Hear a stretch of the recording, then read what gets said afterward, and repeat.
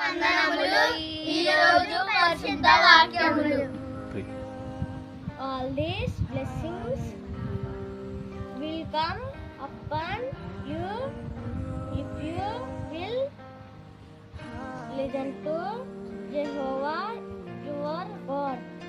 Deuteronomy chapter 28 verses 2. నీ మందిరములోని మేలు చేత మేము తృప్తి పొందెదము.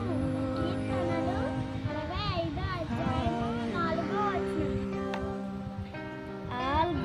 All who are led by the Spirit of God are sons of God. Romans chapter 8 verses 14. నీవు నీ దేవుడైన యెహోవా మాట వినిన ఎడల ఈ దీవెనలన్నీయు